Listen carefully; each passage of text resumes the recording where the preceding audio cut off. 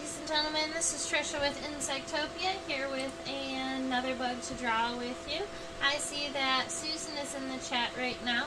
I know that I promised Mr. Peppy Longtarsi, but I will go ahead and admit it. I got so distracted by pinning all of my other buggies that because the Longtarsi guy is in alcohol and everybody else is in my freezer.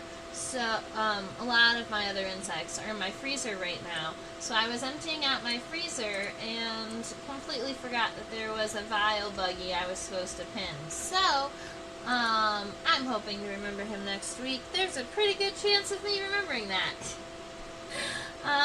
But today I thought we could draw a horsefly. These guys are kind of cool. They have some wild antennae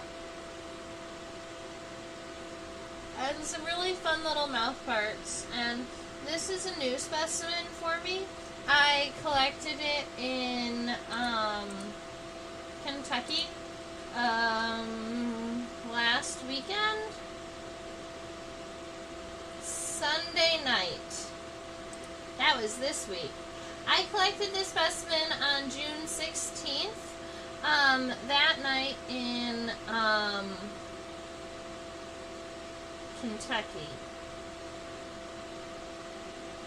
on a farm. I actually used a camping app and was able to camp on somebody's farm and set up a big bug light and collected there, and it was lots and lots of fun, and I ended up with lots of cool bugs. So shout out to the folks if they ever drop by and see this. This is one of the horseflies from your yard. The horsefly, as you can see, is too large to get a full measurement underneath the microscope. So,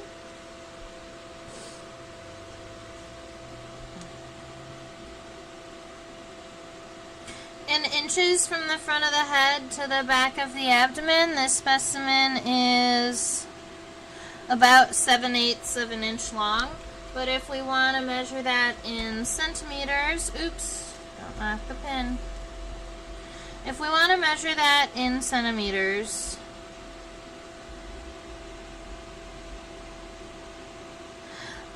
it's closer to about 2.3 centimeters long from the front of the head to the back of the abdomen.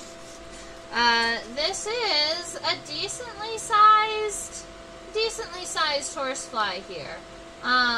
They are in the family Tabanidae. I already have that up there written on the board. I believe that this species is the most common genus of Tabanidae, which would be Tabanus. Also the namesake genus for the family, so the first genus that was identified and determined that it was this family. Kind of cool. We could write Tabanus SP because we're not sure exactly which one it is. I could give you my thoughts, whether it's Tabanus calens or Tabanus salsifrons. I'm thinking calens, but that's only from pictures, and I don't like to picture ID things because the chances of you getting it wrong is like 50-50. You know, you have a really high chance of getting something wrong when you are just comparing the picture to what you have. So going through and learning the actual characteristics of the animals that you are working with is really the only way to go when you are trying to identify the guys here. So if I was going to say, I think it's Tabanus calens, I would go ahead and look up information, and I would look up the identification of that, which says abdomen uniformly dark or with small white patches, eyes uniformly dark, thorax faintly striped, antenna bright orange, wings uniformly brownish. Alright. Let's go look and see if this Tabanus fly has a bright orange antenna.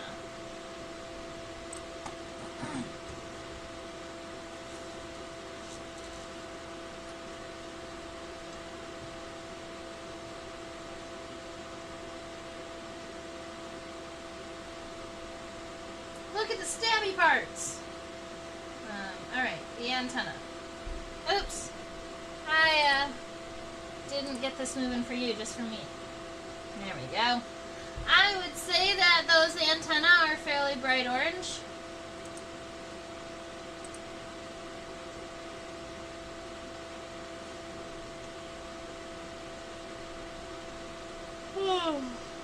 I'm thinking Tabanus calens.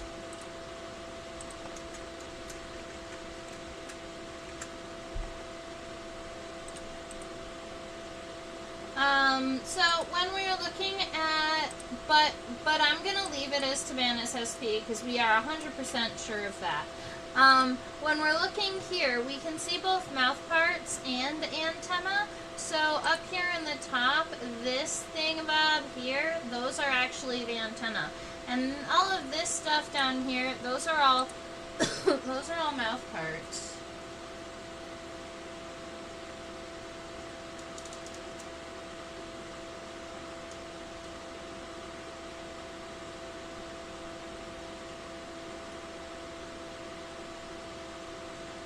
The mouth parts of biting flies have lots of pieces. And I was really hoping, but it looks like my legs are in the way. Oh, we can do it this way. Kind of.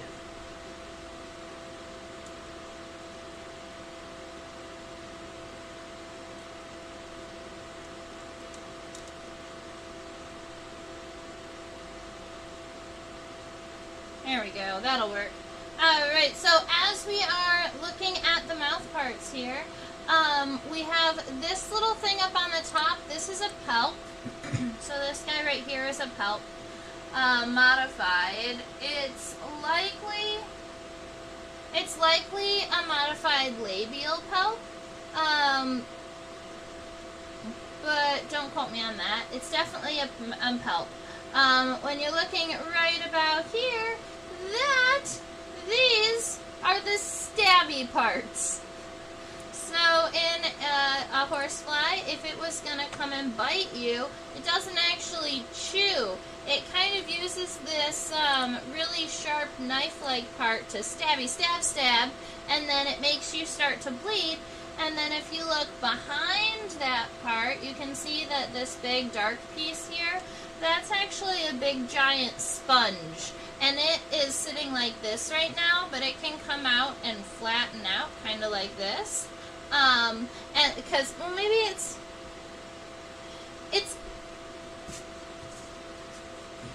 sitting like this right now, but there's kind of a hinge in the center. So it'll hinge and then totally flatten out. And at that flat part, that then becomes a sponge. And then the sponge gets to lap up and drink your blood or other mammal blood. And that is how deerflies and horseflies eat. Now, today, it looks like it might just be me and Susan today. So our population is on the lower end of things. And I know today is, well, it's been a little bit tricky for me, but I've been in contact with Susan, maybe a little tricky for her too. Susan, what do you think? Are you feeling up to drawing today? Or do you think we could take a, is it the same for mosquitoes? Similar and different, okay? So mosquito mouth parts,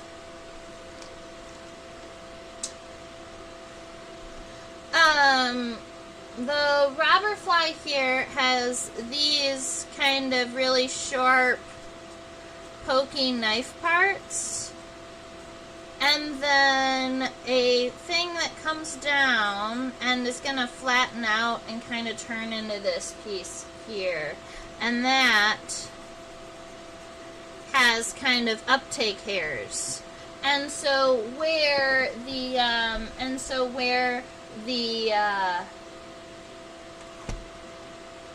where the deer fly stabs and drinks, mosquitoes do something a little bit different. Mosquitoes' mouth parts are all tubes. They are all sharp, pointy spots. They don't have this sponge part here. I believe that mosquitoes have seven needles as a part of their mouth parts. So the center needle is long and thin and is what is going to actually find and drink from your bloodstream. There are the two outside needles actually hold your skin apart while the mosquito is biting. It kind of keeps it taut.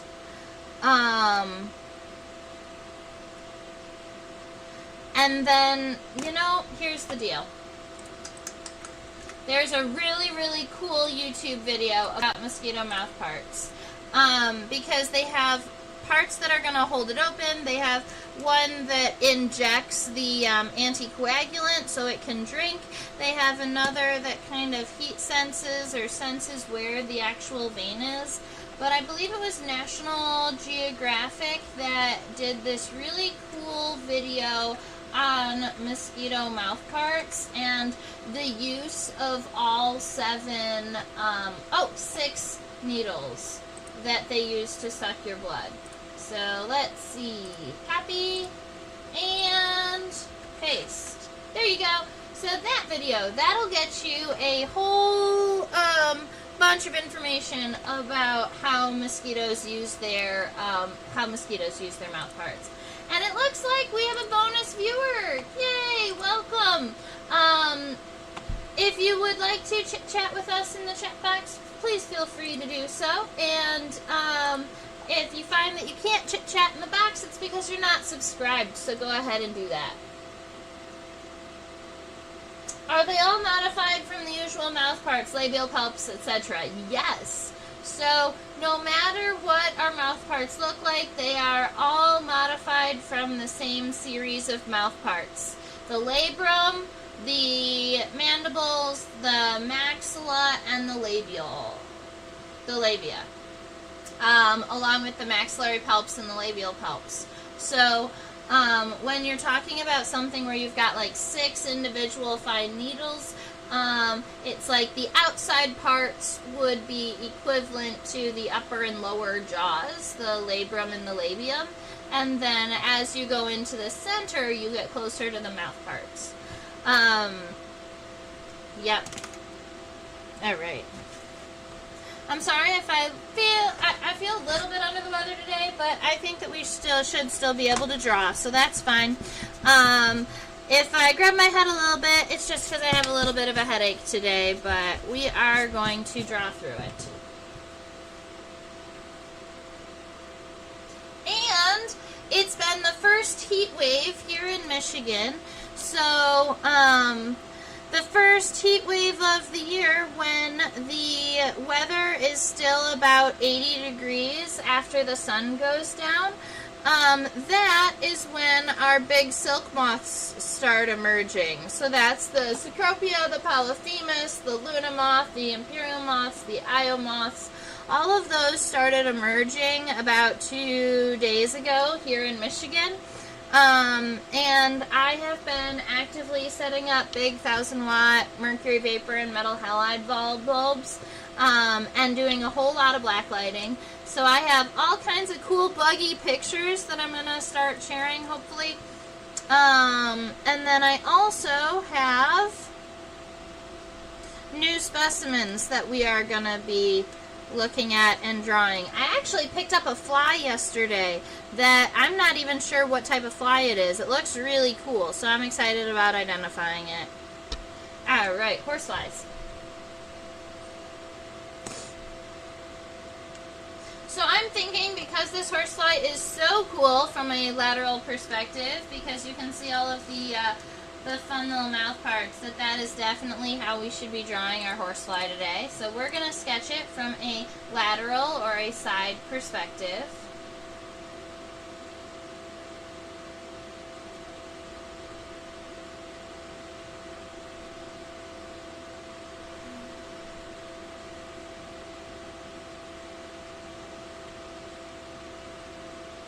pretty cute. Okay. I'm also going to turn my paper sideways. Yep. Alright, so your head is going to be very D-shaped up in the top, so that's how I'm going to start it. I'm just going to give myself a flat vertical line, and then just going to give myself a nice kind of D shape. Keep in mind that this first sketch is more about getting graphite on the paper and making the paper less pure white, right? It's more about getting some of those shapes down, looking at the size of everything in comparison to everybody else, and just making sure that we've got the ratios right, and our sketch is going to stay on the paper. So there's our head. We can even, if you would like, kind of give a little bit of a front region here where kind of like we're going to be putting the mouth parts, but you don't have to get too detailed into it, because when we zoom in, we're going to do detailed sketches of it.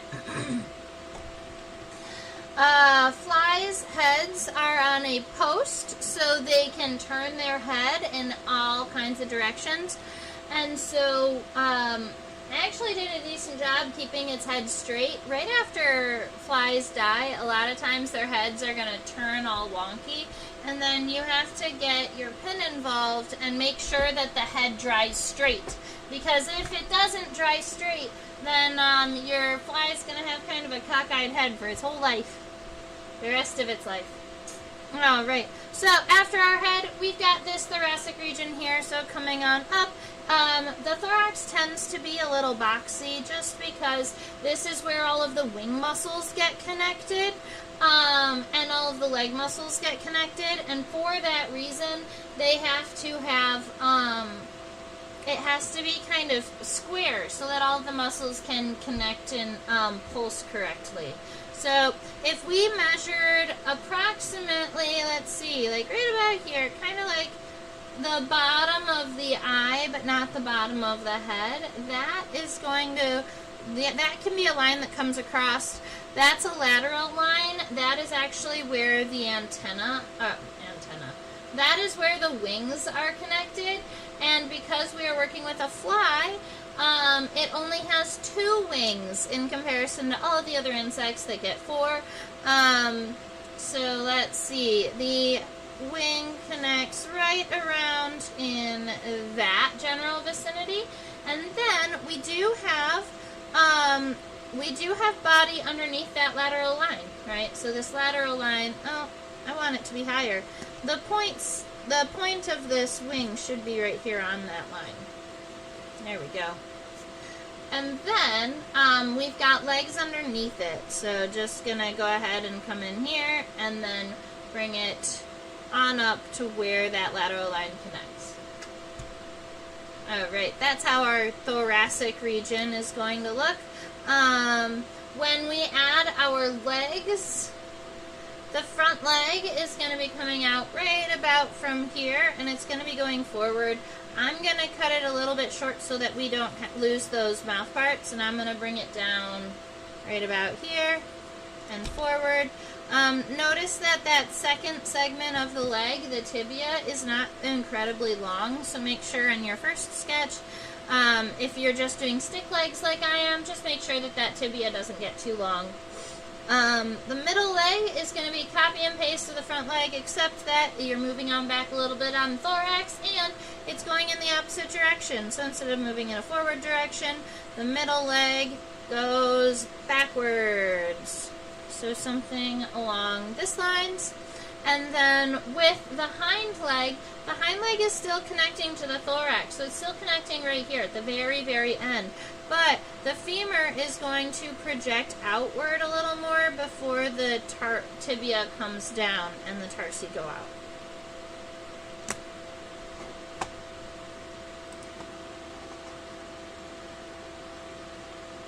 Now, from a lateral perspective, the abdomen isn't really visible.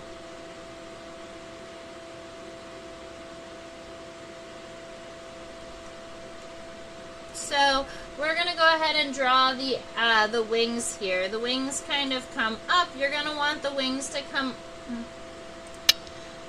you're going to want this wing to come up to the height of the thorax here. And then once it gets there, we actually want this wing to not have the point on the top. We want to have the point on the bottom. So you want the top to kind of slant down and away from the insect, from the fly, before it comes back.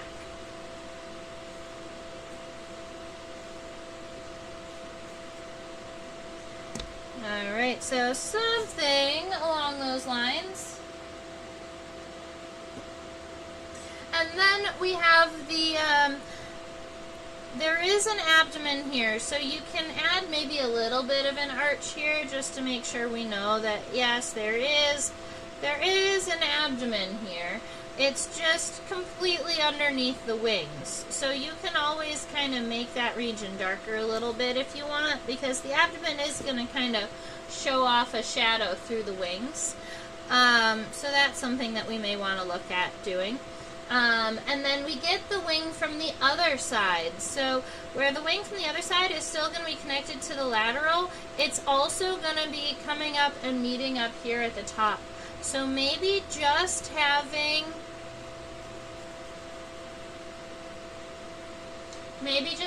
this second line that kind of comes down and meets that wing at the top is going to show that we have another wing, is going to show that we do have another wing over on that side. Alright, and now we have a nice, very light outline of a horsefly that we're going to be able to zoom in, edit, and modify to make it this species that we are looking at.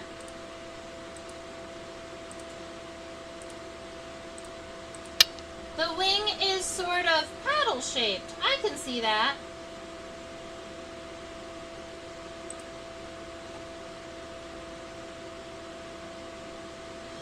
So, Susan mentioned that she wants to see more silk moths, and in Michigan, I know that they are emerging right now, but the only silk moth that I have seen yet this year has been an Io moth. We're waiting on the bigger ones to show up. Alright, so we're going to scooch up, we're going to look at this head here. Sometimes my styrofoam is too big, and if my styrofoam piece is too big that I put under my microscope, I can accidentally flip the bug. I've definitely done that before. So I broke the styrofoam. Ha ha ha. I really like its antenna. Okay.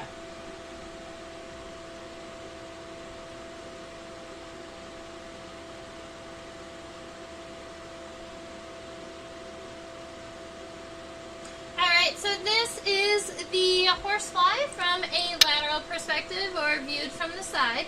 Now that we are... What's a little crooked? Why does it look crooked?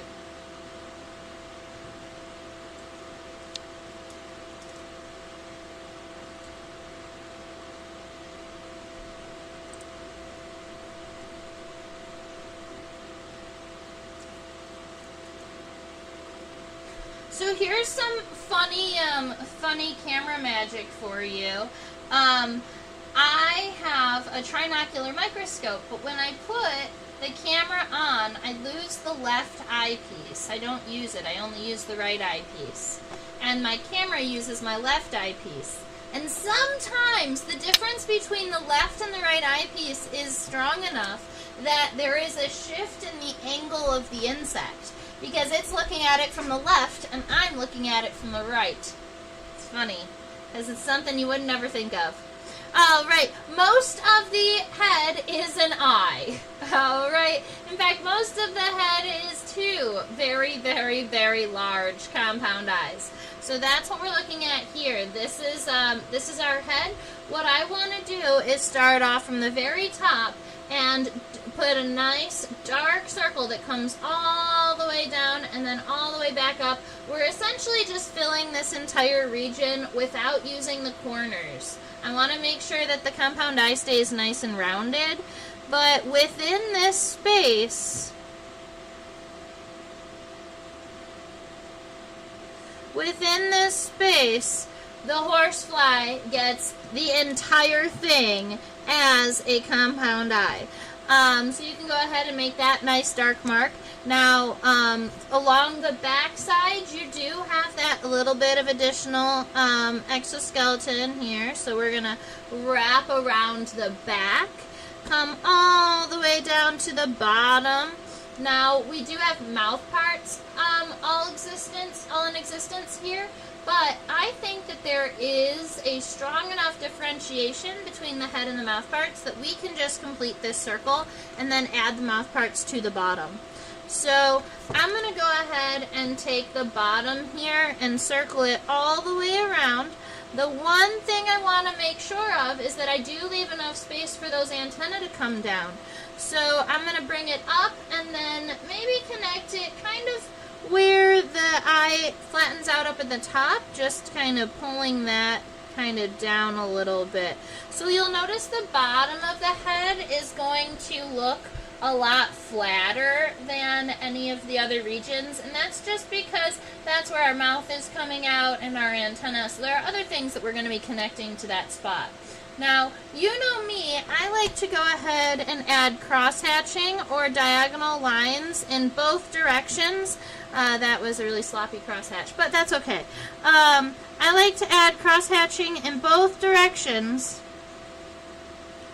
so that you can see that that is the compound eye, and it has lots and lots of little individual ommatidia. That's our scientific name for the individual lenses within the compound eyes. Now, I was just looking, and I think it's really cool, so we're going to zoom into it. And I want to go and look at the antenna, because the antennae are funky. I love them.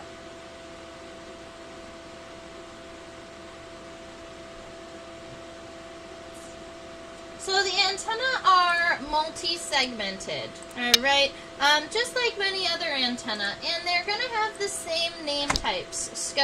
So scape is the name of that first segment here. So that first segment of the antenna is almost triangular. It's narrow at the top and flat on the bottom, kind of wide on the bottom. So we're going to kind of build out this little triangular segment first. And that's the scape.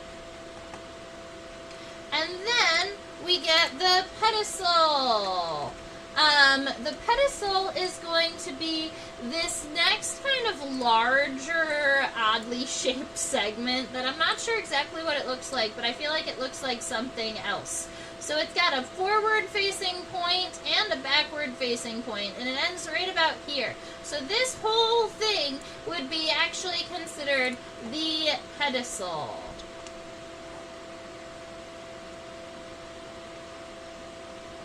So let's see, we're going up at the top, nice and sharp, and then coming around, and then this side gets bloop bloop. Alright, so we get this kind of funky looking pedicel here that is actually visible to the naked eye when you're looking at it. Now, when we're looking at the rest of the antenna, you can see that there is another series of antennal segments. Those are the flagellum, and it looks like there are 1, 2, 3, 4, or 5. Let's go look.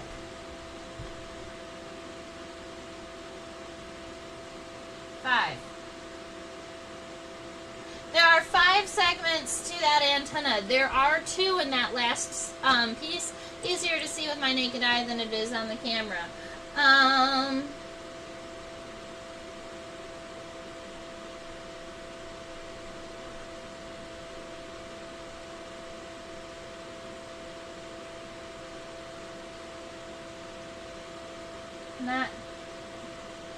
Hi, Debbie Kahn.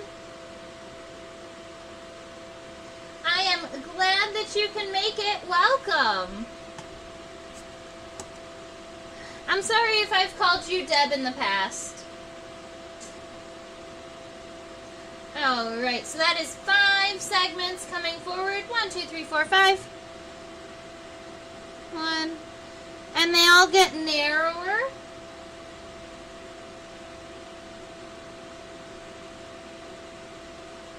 So we got those 5 little bitty segments up there in the top. Deb is what you like. Okay, good. Alright, glad. Okay, so, bloop, bloop, bloop.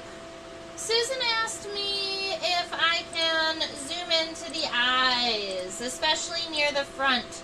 And so we are going to do that. We're going to turn this specimen so that we are looking directly into its eyeballs.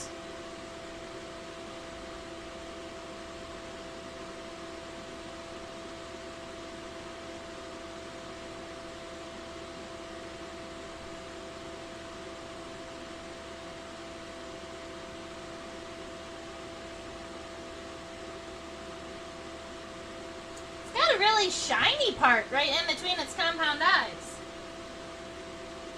That's kind of fun. I don't know what they would use that for. Look how shiny. Okay. Alright, we're zooming into the eyes now.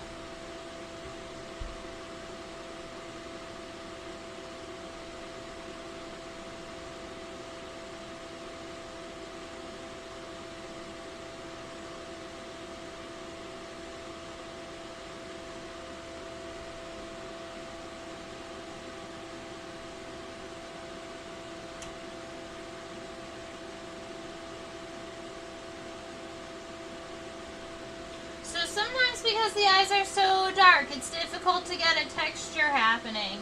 But we're going to see if we can do that for you.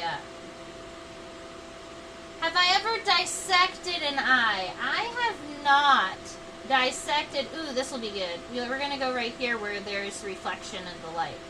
I have never dissected the compound eye of an insect, but it'd probably be pretty cool.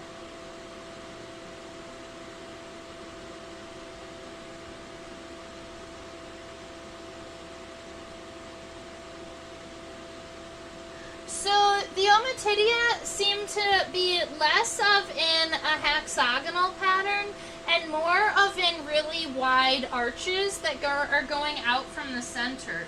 And it looks like if we look right about, oh, you can see it. Alright, so if you look right about here, where the front center of the head, this is going to be on both sides kind of the point at which the Ommatidia are arching around each other. And then they move outwards from that point, which is kind of cool. I know that there are a handful of you that really appreciate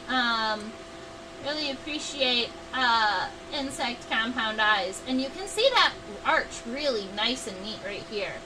As this little bump starts to go out, you get that.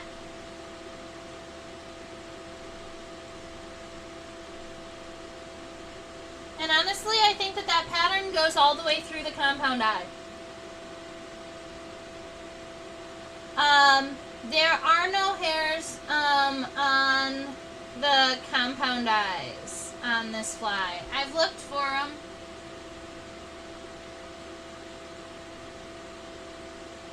There are hairs behind the compound eye, but this fly does not have hairy eyeballs. Is there fluid inside the eyeball like there is with people? I don't think so.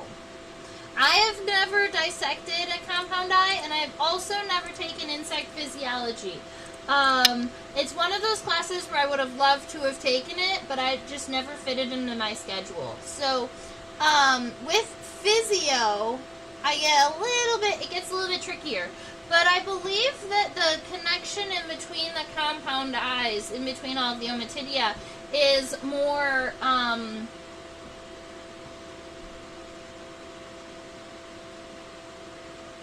what do I want to say? Like sensory connection. Like not veins that carry blood, but, nerves. I believe what connects all of the Ommatidia are a nerve system. But the head is filled with hemolymph. It's filled with blood. So there is liquid inside of the head of the fly. So let's just talk about it this way. Instead of from the outside, the compound eyes look like really large bulbs, right? And when you see a human's when you see a human's eyeball, you know that that's a whole sphere, and that goes into our heads, right? We're only seeing a little bit of it. But with insects, I believe that their compound eyes are surface level. So they're a series of ommatidia, a series of individual viewing cells on the outside that curve around, and then past those there would be hemolymph. But on the top and on the edges, we're just talking about visual sensory.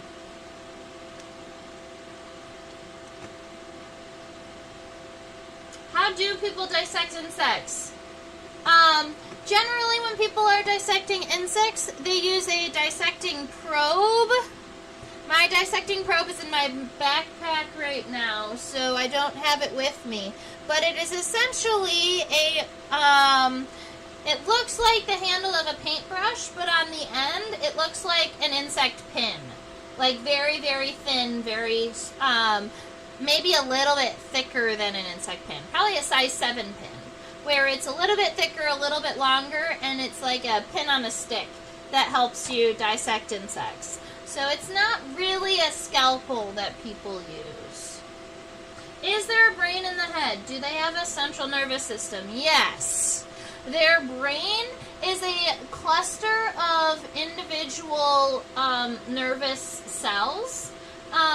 So they do kind of have a brain, but their brain is more a collection of nervous cells rather than like a physical thing. And their nervous system, the nervous system of insects runs from the head down the bottom of the body, not the top. So the nervous system goes along the bottom of the insect's thorax, the bottom of the insect's abdomen. And it's essentially a series of nervous system cells. And every now and again, you'll have a cluster of them. And they'll go on, and then there's another cluster. You go on, and there's another cluster. And then the head has the main cluster, which is what we call the brain.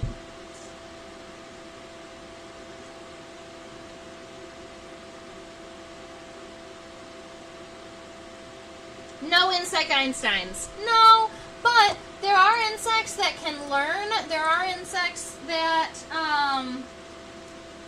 there are insects that can learn. So that's kind of fun, especially social insects. You find that like social insects are more likely to learn to learn from one another.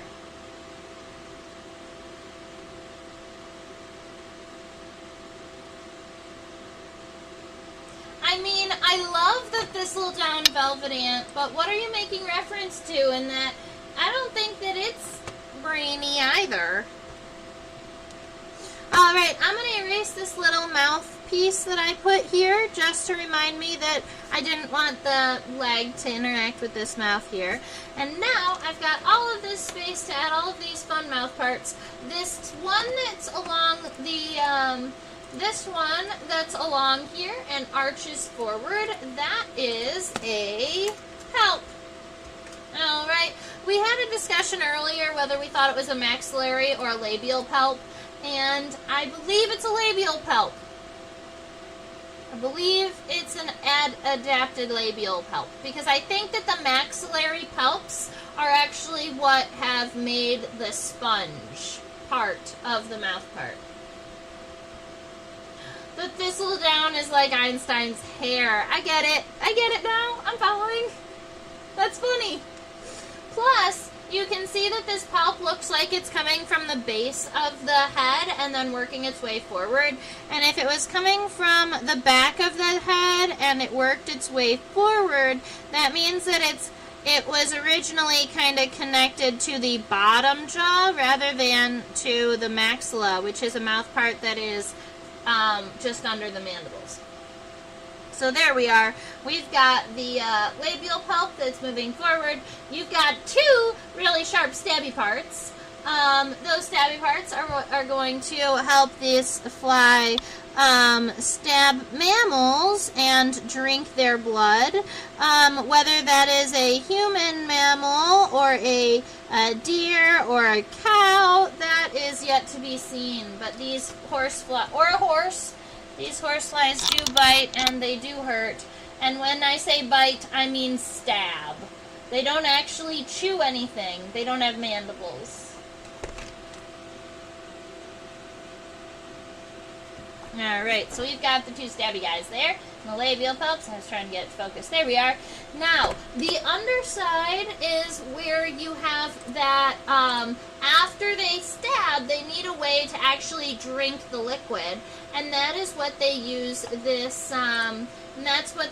this, sponge for. Right here is the stalk, and you can actually from this angle see a little bit. You see how this kind of separates here and comes this way? I've always, so here's, I don't know if how many of you sew, but this mouth part here has always reminded me of the foot of a sewing machine. Right? Because when you lift up the foot of the sewing machine, the foot, it's not all the way flat all the time. Sometimes it just kind of angles forward a little bit. And that's what this is doing. But then once the fly sits and starts to drink, this whole piece, it flattens out against the surface or against the skin of whatever it's trying to feed off of. And then right about here, that's the fulcrum. That's where it bends from.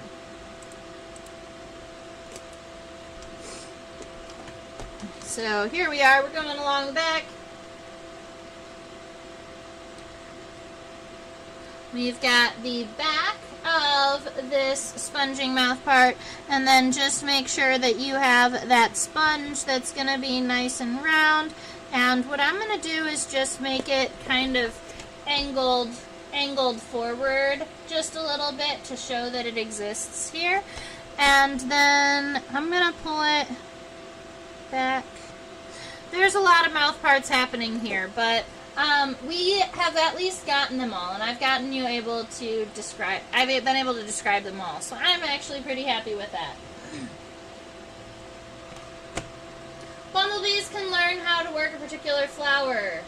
Yes, exactly. Bumblebees can learn, they as an individual, and Susan, actually, we talked about that when we went cicada collecting in Illinois, I ended up looking up research on that, and that is a really, really interesting hole to dive down about bumblebees and how they learn versus honeybees and how they learn. Bees are very interesting creatures. Does the sponge have a tube to suck the blood up? Sort of.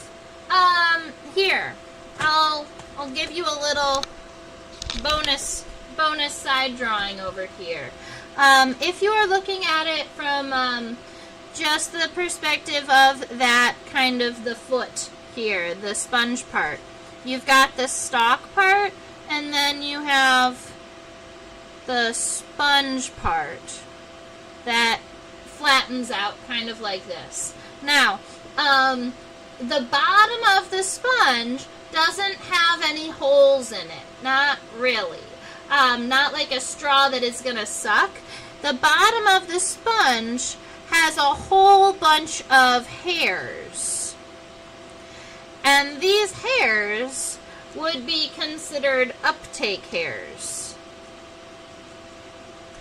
So they might have they might be little feathery hairs that are going to help kind of pull liquid up. They might be individual, kind of like this. But these uptake hairs here are going to kind of soak in the liquid and bring it up into the sponge. Alright? And then, after it gets up into the sponge, then you've got the tube. And this is the tube kind of here. So there is an uptake tube where they are drinking through the center of this, but actually on the bottom, it's more like a sponge with, it's more like hairs that are going to take the liquid and pull them up in to where the tube can finish drinking.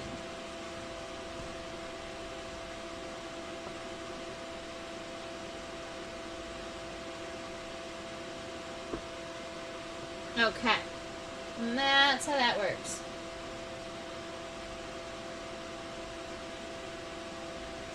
The horseflies around my area look black. Are they really dark brown and just look black?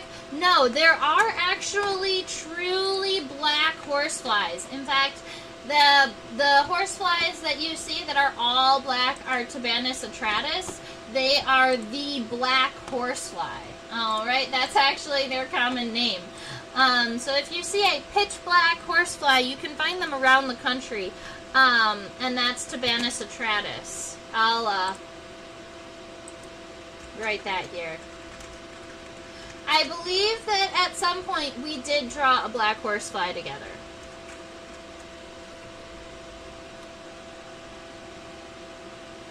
Alright, so I'm going to start getting this thorax all drawn out. So I'm going to, actually we're zoomed in enough, I think. So from the back of the head, we have this nice, very strong slope that goes up to the top of the thoracic region here. So I'm actually pretty happy with the angle at which I drew that. But now, I think my thorax might be just a little bit too long in comparison to everybody else. So after I get this angle done, I'm going to make this convex arch here. And I'm going to end it just a little bit sooner than I originally had it. So you can go ahead and erase any of those sketchy lines in there. And because I ended it a little early, I'm going to go ahead and erase this guy here that we're going to fix in a moment. The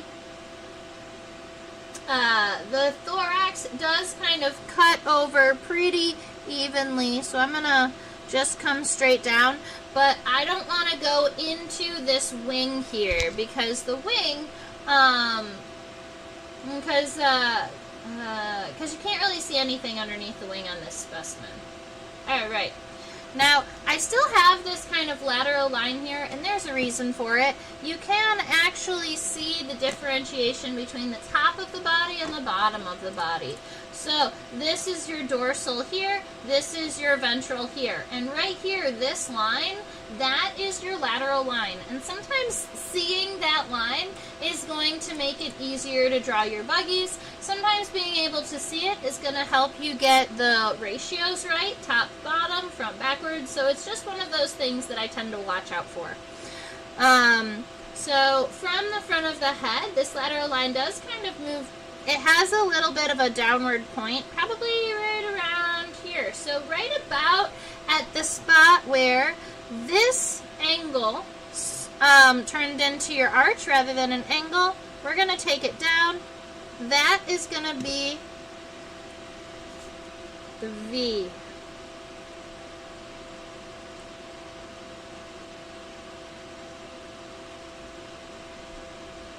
So you've got this little point here that pretty much lines up right about there.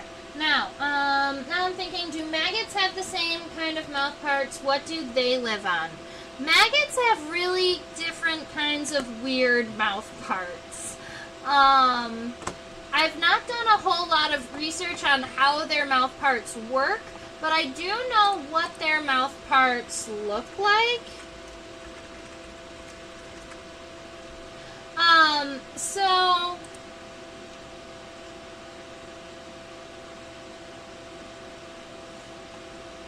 the mouth parts on a maggot,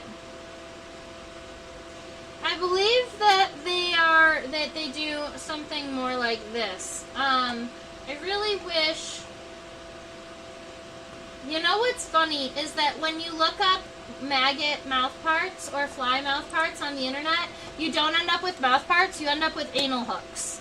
Because the back of a maggot looks more like the head than the front of a maggot. But here, whoa, my microscope disappeared. Sorry guys, didn't mean to do that. So if you had we're going to go on another side quest and talk about a maggot for a second. So we have a maggot. It looks a little bit like, I don't know, something like this.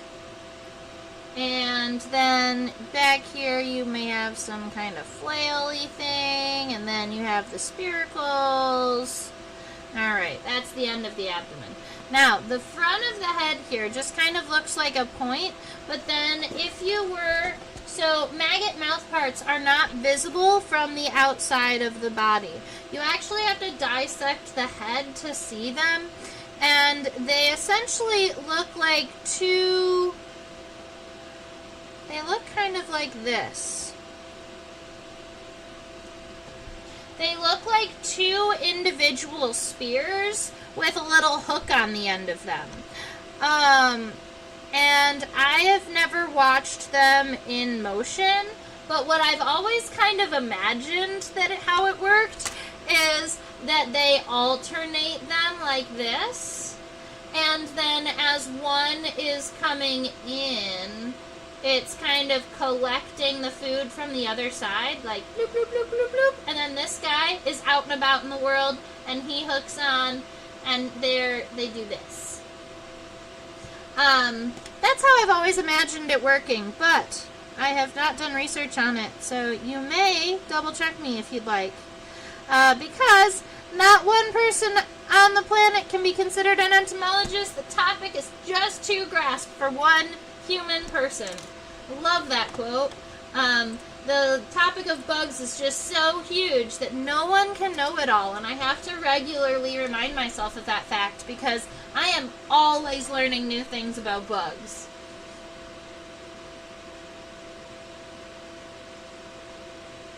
Those black horseflies take chunks of skin out. Is that typical? Yeah. They're big. They have crazy mouth parts. And I believe that the mouth parts on the big black ones even have additional little knives that come out of the sponge, which is probably why it looks like it's more chunky. That within and around these hairs, they also have these like longer spikes that as they're feeding, they're both stabbing and drinking at the same time. Yeah, horseflies aren't one you want to mess with. They're kind of, when they get angry, they can get kind of grumbly at you. Alright, so that gives us the top of our thoracic region here. I'm going to call it the pronotum. Let's see. I'm not happy with that term for that body part.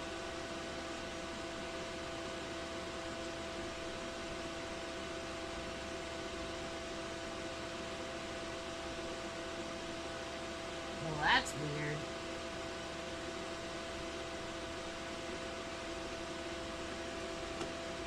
Here's something cool. I don't know what this is.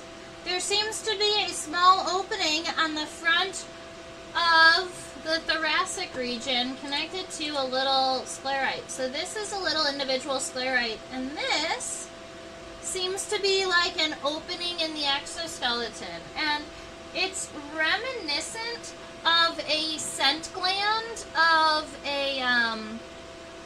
it's reminiscent of a scent gland of like a scented true bug, like a leaf-footed bug. But I don't know if they release any scents, but that's definitely a gland. That's cool. I've never seen that before. Alright. Now, for the bottom side of the thorax, it is cetaceous. It is fluffy. You can see all of those setae, or those hairs, right? Setae is our big insect science word for hairs. Now, there isn't really a distinct line along the bottom of the thorax because the hairs are so long. So, if you have your line kind of imagined as to where you want your thorax to start and kind of rotate over, instead of making that one line straight across, what I'm going to do is create a number of cross lines to make it look to go along the same route that we want, But instead of doing one line, I'm going to give it hairs that go all the way back to the base. So there we go. I'm just going to do something like that. And then I'm going to come back up in here and add the rest of them and really just make the bottom of our horsefly look really cetaceous. Yeah. Kind of cute, kind of fluffy. Happy. All right. Now, instead of doing the legs right now, let's go ahead and move back to the body, and then we'll do the legs at the end.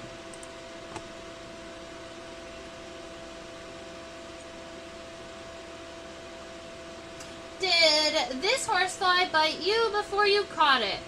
No, it did not. This horsefly hit my sheet with such power that it shook the sheet. And then I said, wow, that was something big. And I went and I checked on it, and it was this guy. And I collected him promptly before he had the chance to do any biting.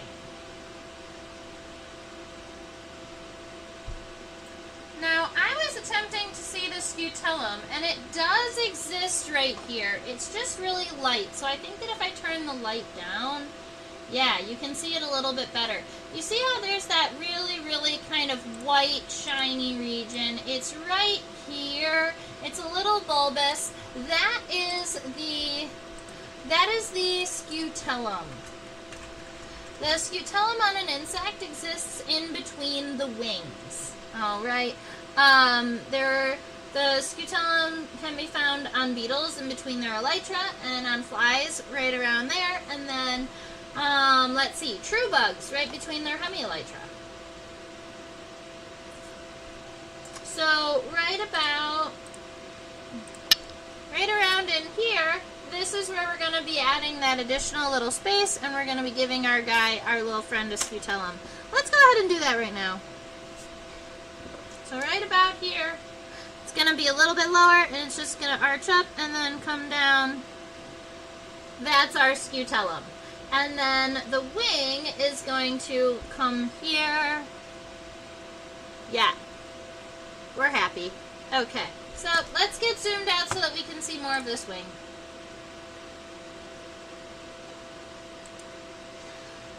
Bellerophon and Pegasus. After he tamed Pegasus, Bellerophon got arrogant and tried to fly up Mount Olympus.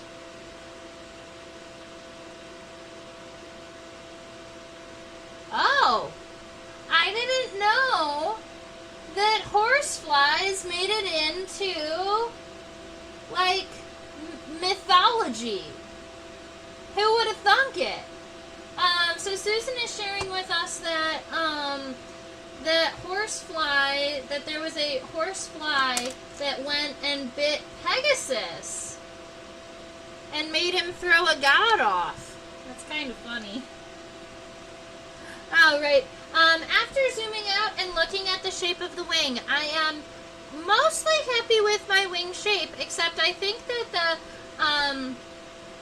that right here, the bottom of the wing needs to be a little bit more arched outwards. Alright, so I'm going to make this a little bit stronger of an arch here, kind of to go up and out more, but the bottom and the point that I have here, these guys, I'm actually pretty happy with most of it. So, the only thing I'm changing is this line here.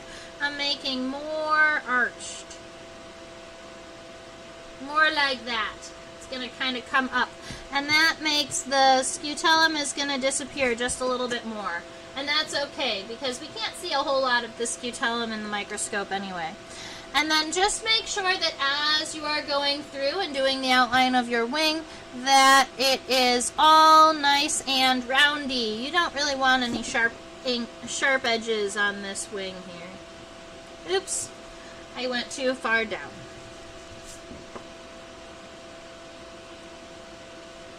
Yeah, something like that. Now, horseflies and deer flies are in the same family. Alright, we wrote the family earlier on the board. That is Tabanidae. And the defining characteristics The defining characteristics for a tabanid exists in the wing venation, because most flies, identification is in the wings. Either in the wings or the bristles in the thorax. So I'm going to give us a little bit of a rundown on wing venation. We know that the furthest one out here, that's the costa. That's going to be the strongest vein. You do have a subcosta here that kind of doubles up for a good portion and then reconnects to the costa. But the wing venation on all tabanids is similar right here. This is the characteristic for identification. If you are sight IDing horseflies and deerflies, to get them down to family, all you have to do is look at the wing venation. If you have a wing vein that hits at the top of the wing and then comes down to a point and it kind of splits and goes down to the bottom too. So you have this V shape that encircles the tip of the wing. Alright? If you have a V shape that circles the tip of the wing, then you have a horsefly or a deerfly. That's the defining characteristic. So that is something I always like to draw. Even if I'm not drawing all of the remaining wing venation, I make sure to add the characteristics to my drawing specifically that are going to help the identifier, the viewer, identify the buggy. Alright, and that is your defining characteristic. All of the other veins don't matter as much. Now, there is a cool little, like, let's see. There is kind of a cool little cell in here if you wanted to draw it that does... There's like this kind of cool shaping in here that also has a cell like this that you don't see regularly in flies, so that's kind of a cool little shape there. And then there are three little veins that come off of the top here. And then all you'd have to do is draw a little anal vein, and then you have the wing venation for your fly. Alright? But I like to darken the ones that matter, which is this one. Okay. Now, we have the thorax, we have the scutellum here, and then I do want to make sure that the wing on the other side is not neglected, so I'm just going to go ahead and double it up right about here. So that's the wing on the other side coming up to meet with this wing and come down. And obviously it matches up perfectly, right? Okay. So that gives us a lot of the body all figured out. We can't see the abdomen, and I'm okay with that. So we're not going to draw the abdomen. But we are going to get the legs all taken care of.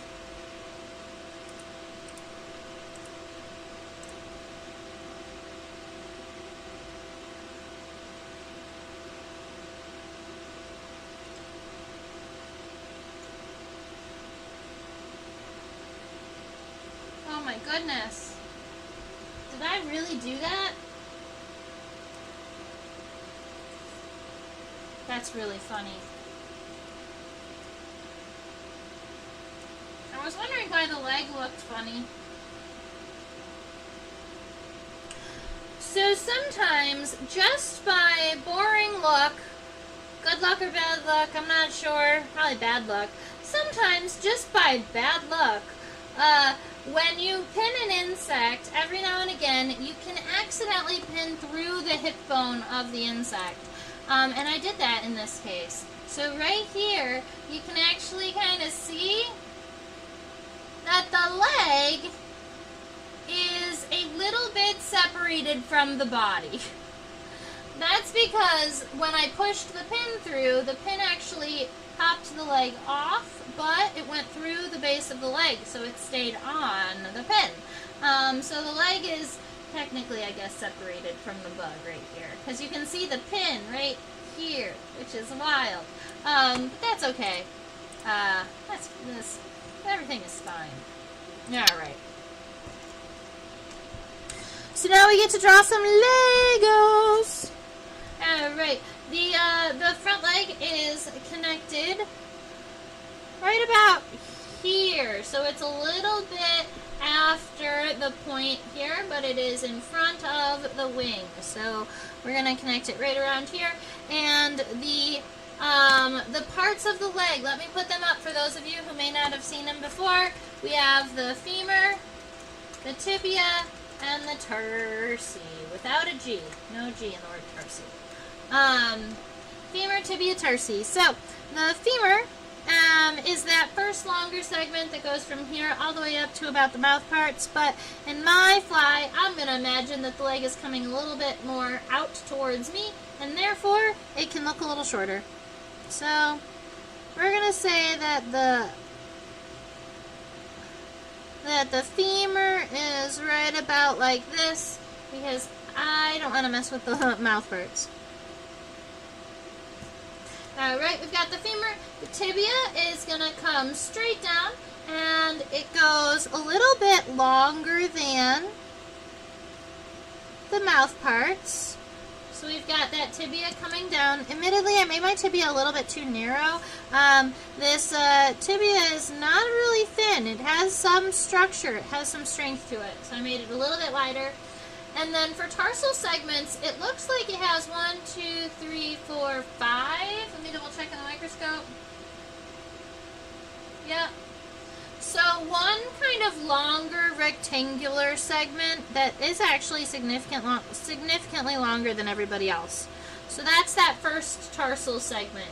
And then the remainders of them, they're more, I would almost call them triangular, but they're more kind of boxy and narrow at the base. So we're going to create 4 more segments. They get smaller as we go on. And I'm going to call them more like rounded squares. So I'm going to be connecting them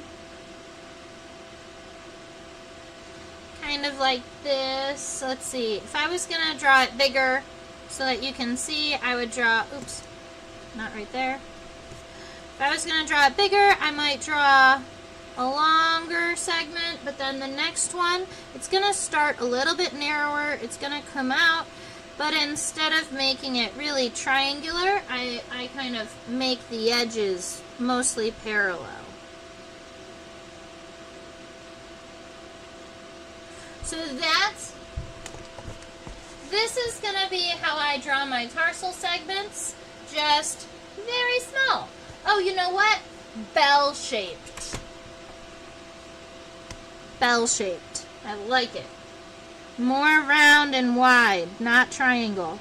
1, 2, 3, 4. And that last one is still flat on the end, and then it has those 2 little tarsal claws. And that gives you the front leg.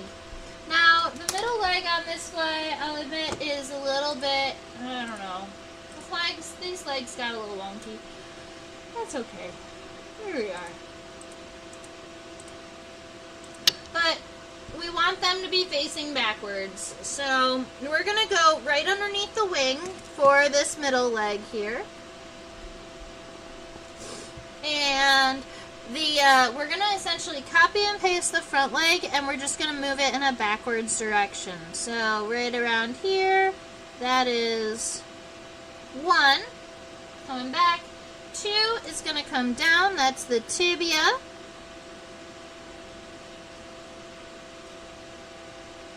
And then those tarsal segments are moving backward, and they still have 1, 2, 3, 4, 5. Yep, there are still 5 tarsal segments in same orientation as the front leg. So the first one is nice and long, and the remaining 4 are bell-shaped. 1, 2, 3, 4, and then 2 little claws. 1, 2. Now we get the hind leg. Now the hind leg has a little bit of a different setup, I guess.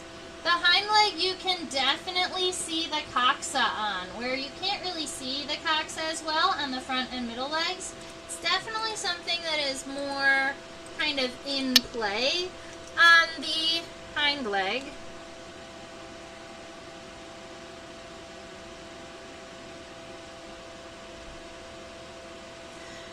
So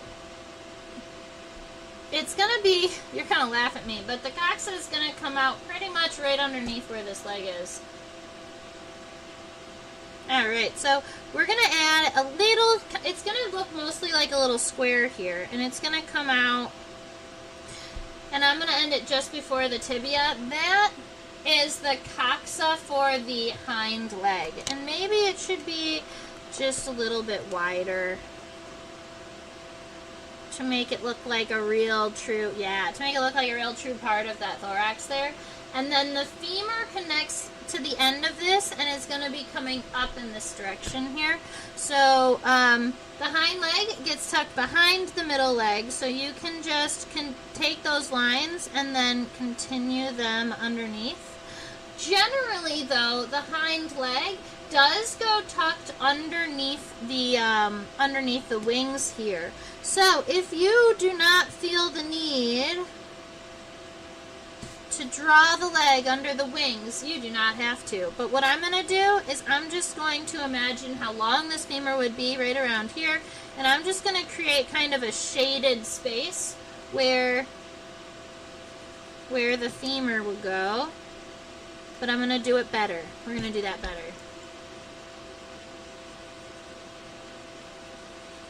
Like right around there. And then the tibia is going to be coming back down. So then you can add that shaded part of the tibia, and that would definitely help you know where the tibia should be coming out. Right around here. Actually, I want it to be at a stronger angle.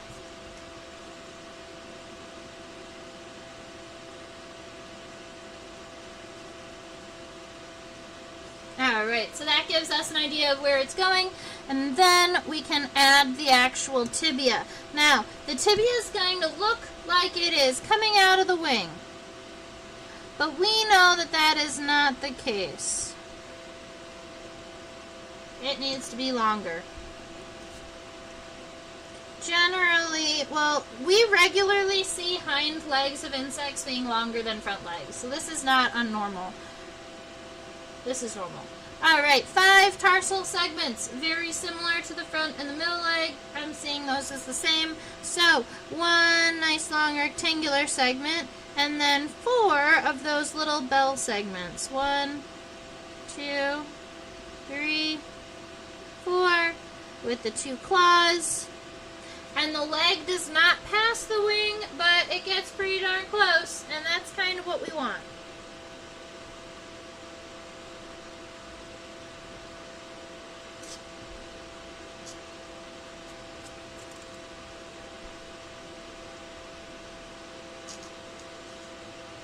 I think we did pretty good. I'm pretty happy with him. I'm seeing 6 tarsal segments, or is that last one just a weird claw? Let's go look at it.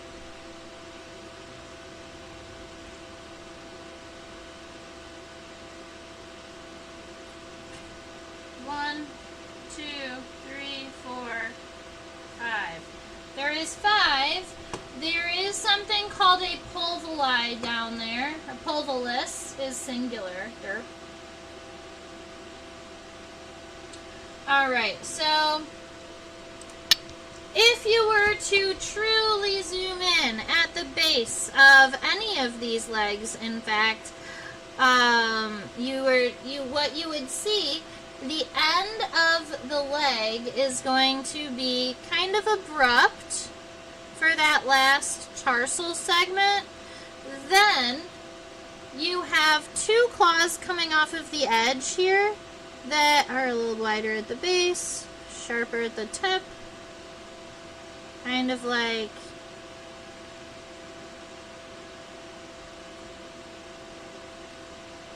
alright, so doing my best to get these even, but you end up with these 2 tarsal claws here, but what you are also seeing are the pulvillus, which are essentially toe pads, and they exist here and here. Sometimes they can look like an additional segment, like in this one here, it does look a little bit like an additional segment. But in the grand scheme of things, they are essentially friction pads. They're little toe pads that are going to help them stick to things. And the pulvilli is the plural scientific name for them. And normally we talk about them in plural, pulvilli, because they come in pairs. Alright, but if you did want to talk about one individual toe pad, it would be the pulvillus. The right pulvillus or the left pulvillus, or the pulvilli. The hind pulvilli, the meta-pulvilli. The meta ones are going to be the ones on the hind leg. The propulvilli would be the ones on the front leg. See how we build these words out? So I teach you guys the base words, and then hopefully if you were to ever go and read a scientific article, you would at least recognize the words within them. Because you might not see the word tarsi, you may see metatarsi or protarsi. But those pro, meso, meta is in reference to first, middle, or last, meaning first pair of legs, middle leg, or last leg. You can also have that same thing on the thorax, because the thorax also has 3 segments. So we've got the pronotum is the top segment of the first segment of the thorax. Technically, on certain flies, you will also have a mesonotum, the top segment on the second segment of the thorax. We don't regularly see that in beetles, though, because it's underneath the wings.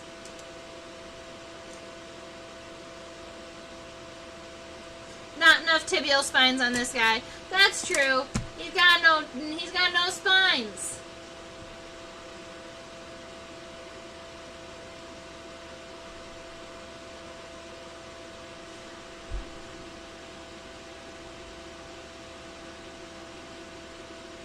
Yeah, the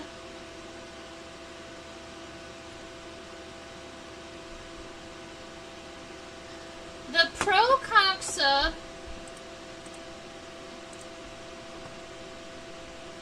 is right here.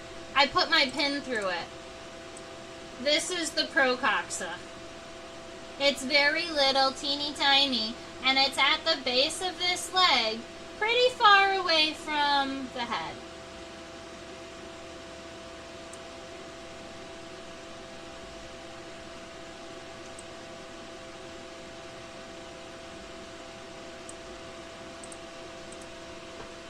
Alright.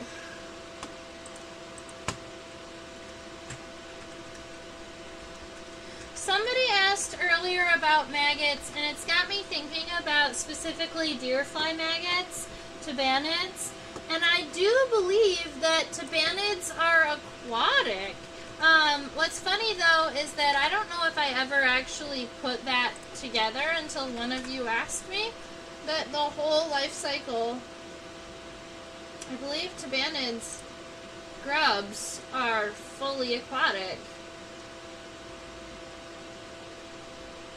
They look a little bit like a cranefly larvae, except that they don't have... Alright, so they look a little bit like this. Let's see, I'll show it to you. Only if I turn on my camera. Alright. They look a little bit like this. They live underwater, but they don't have this kind of flare at the end. The end of their body kind of ends more flat-like. And then they have these, they have kind of sclerotized, I don't know if you guys know that word. They have sclerotized rings around them that look a little bit like this.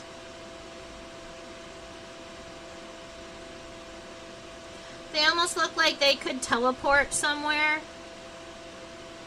Alright, so they've got all of these little individual rings connected to them, and then on those rings there's these like little spiny looking hairs or spines that come off of them.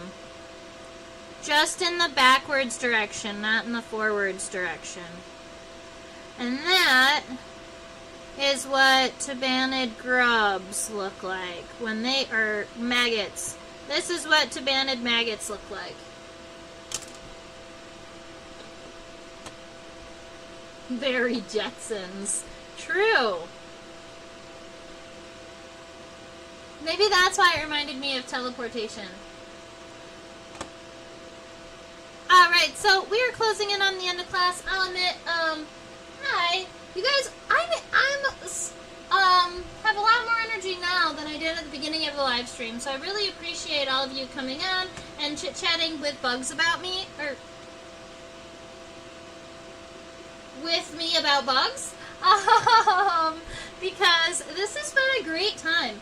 I didn't add the striping on the top of the thorax, although the faint striping on the top of the thorax I do believe is a defining characteristic for the species that we are looking at that I did not officially identify for you because I cannot be 100% sure that I did it correctly.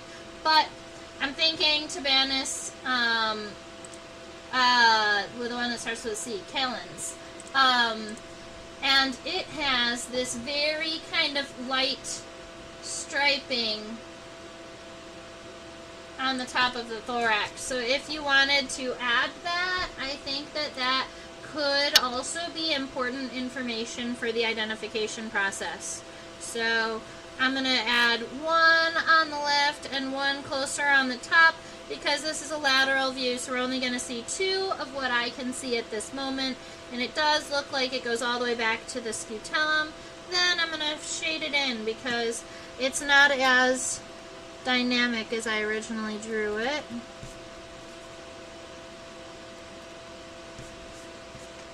Kind of like that. And then from this view, you can actually see that you can actually see the whole scutellum. It's this piece here. It looks like the little tongue flange on the back of the thorax, and it actually goes over top of the abdomen here. So the scutellum actually protects that connection between that thorax and the abdomen in this in the flies.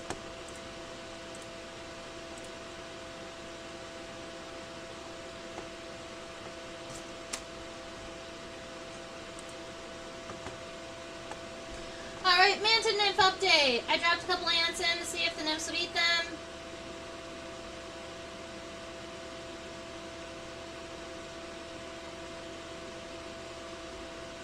Oh no!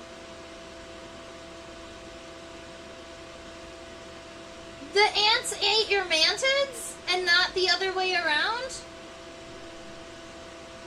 Poor buddies! I hope that you saved the last 3 mantids and won't make that mistake again. Rescued a black swallowtail caterpillar from the garden. That's fabulous. Love that. I have not rescued any caterpillars yet this year, but I admittedly don't have the time to take care of them and feed them all of the leaves and food that they would need, so... admittedly, when I did collect a fairly large sphinx moth female that I thought about holding on to see if she would lay eggs and I could care for the babies, but I did not. I decided on spending my time in other things.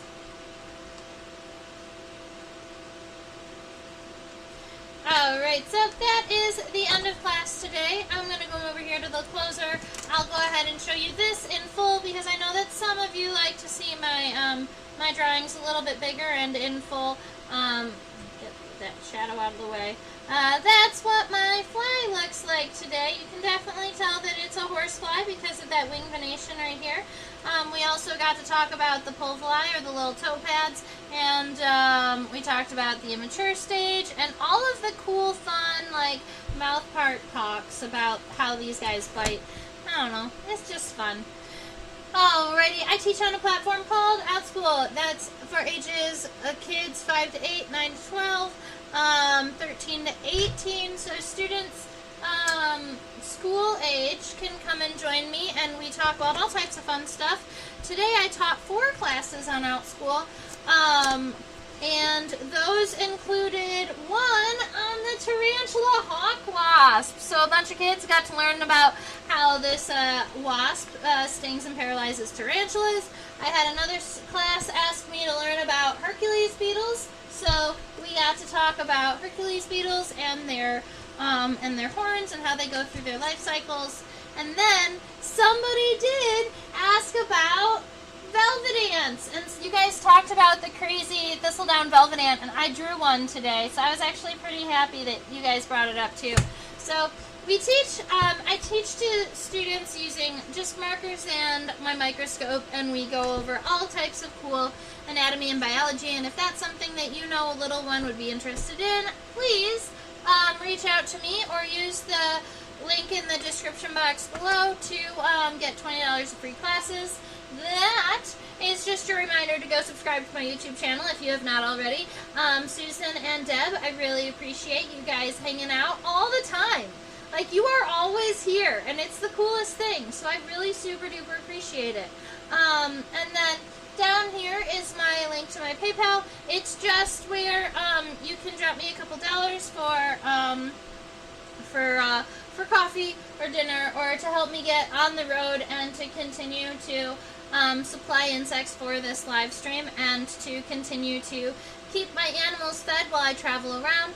Tomorrow I am driving down to Louisville, so if you are in the Louisville region, I will be at the World Oddities Expo in Louisville on Saturday, holding Mo, my tarantula, and Macaroon, the vinegaroon.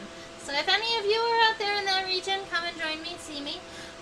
If you want, feel free to email me at trisha@theinsectopia.com, and my Facebook and Instagram is @insectopia2015, right there. So feel free to find me if you'd like.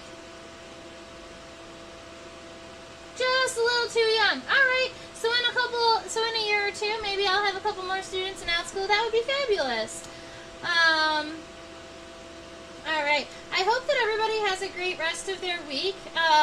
I am hopefully going to be posting some of the really cool moths I've seen in the past couple of days, and I have all kinds of cool buggy friends that I'm going to be pinning and sharing soon. So maybe I'll have to do a pinning day, because there's so much that I don't know if I can get it done in the classes that in my pinning classes that I have right now. So I hope that you all have a fabulous rest of your week, and stay buggy. Bye, boys and girls. Bye, ladies and gentlemen.